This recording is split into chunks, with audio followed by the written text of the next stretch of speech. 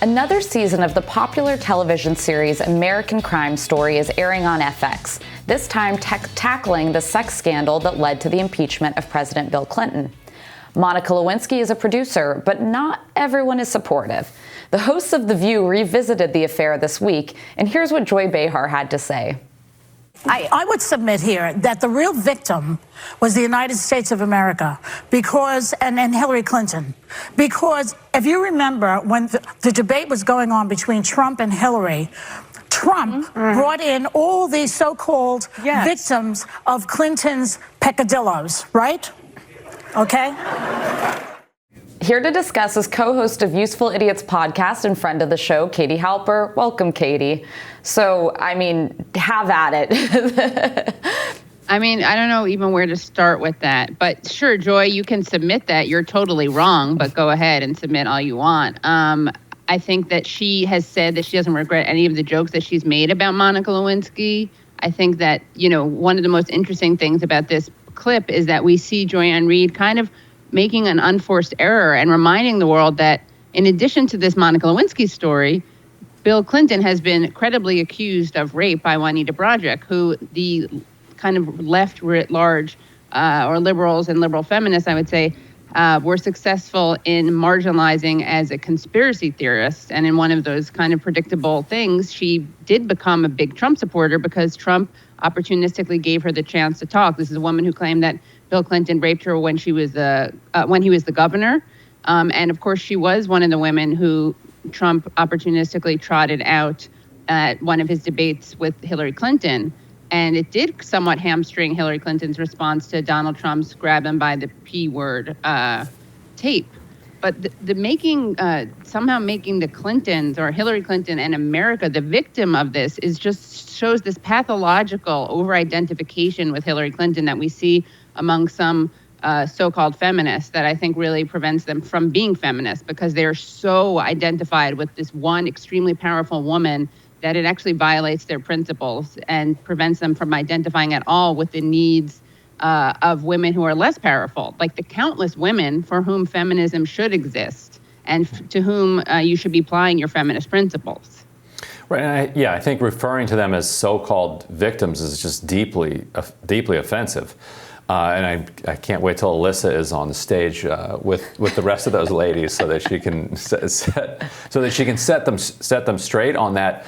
But I do think that it's fair to say that in the immediate moment that Hillary was a victim of Bill Clinton's cheating and other misbehavior around, and then got dragged through the public eye. But what would have happened, Katie, if Hillary Clinton had responded differently to this situation?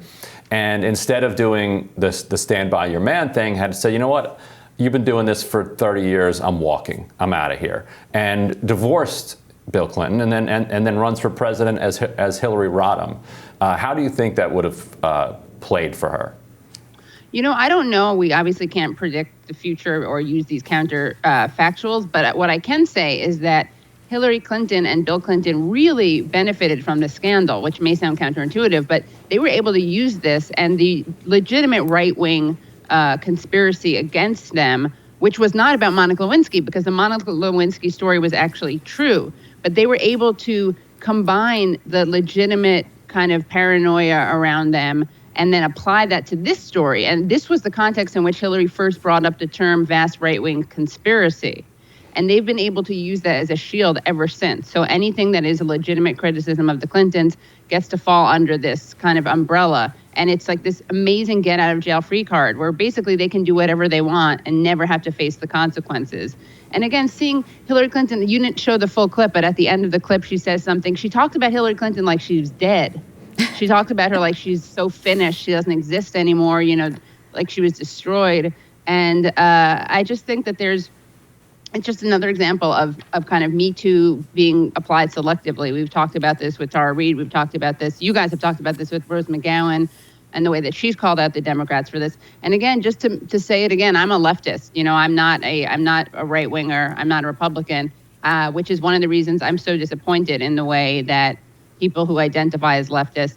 But let's be honest. We'll get into this on another show, but these people are libs, not leftists. But it is disturbing to see people who claim to be progressive Although, again, to be fair, Joy doesn't claim to be progressive either, but this is another example, I think, of this weird Trump derangement syndrome, where in addition to seeing everything through this weird anti-Trumpian lens, which makes every single thing that Trump said bad, which really actually, bad people do the right thing every now and then, but that's kind of another discussion. But I think that there's this Trump derangement syndrome and a Hillary Clinton derangement syndrome too, which warps how you see reality and warps all your alleged principles. And Joy Behar, for her jokes, she does owe Monica Lewinsky an apology. So does Bill Clinton, by the way. And we saw Craig Melvin ask him, dare ask him that question on MSNBC once. And Bill Clinton did his typical entitled finger pointing thing where he gets offended that someone dare ask him a question that challenges his own kind of inflated self-image. And he's never apologized to her. And no one has asked him to. Remember, this is a guy who called her, I never had sexual relations with that woman. How you can think that Hillary Clinton is somehow the victim of this. And you know what? She chose to marry Bill Clinton. She chose to stay with him. I'm not saying it's easy to be married to someone like him, but she definitely built her career around that partnership. And that's fine. She's a rational actor who makes those decisions.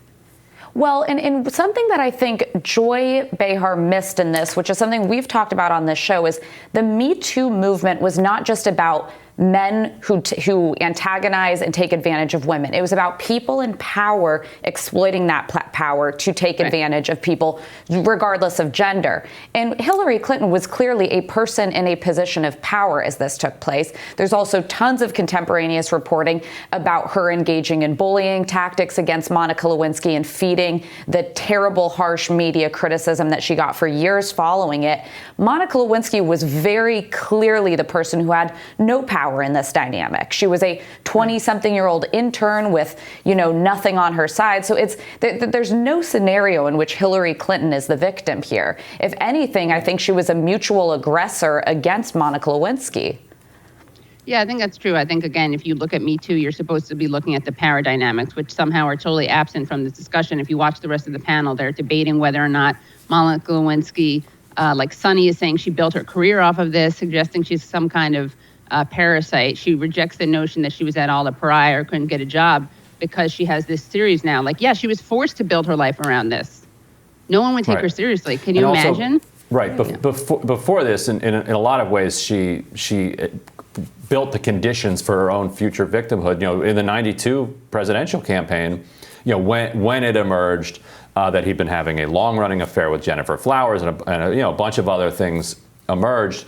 She's the one who would be put forward to kind of denounce all of these women who were coming forward, and that came back to bite her later when she started talking about Believe Women, and somebody in an audience said, what about the women who've accused Bill Clinton? She said, well, you believe women and then you investigate their claims, and then if there's nothing there, then you don't believe them anymore, except when you actually do investigate the claims of Bill Clinton's accusers, almost all of them then pan out. So she had spent her marriage with him discrediting anybody who made any accusations, which then enables Bill Clinton to then continue that behavior. So in that sense, it's hard to think of her as a victim, even in that moment.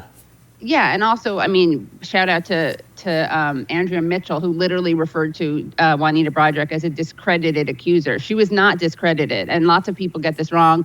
Kenneth Starr didn't include her in the impeachment. The reason he didn't include her in the impeachment, although he did in a footnote, but he didn't have her testify, was because her allegations of rape actually fell outside of the purview of the impeachment. It was about obstruction of justice. And if Juanita Broaddrick had wanted to nail had she wanted to really get Bill Clinton, she would have just lied. All she had to say was that he had called her or somehow threatened her, which would have been an easy enough thing to make up.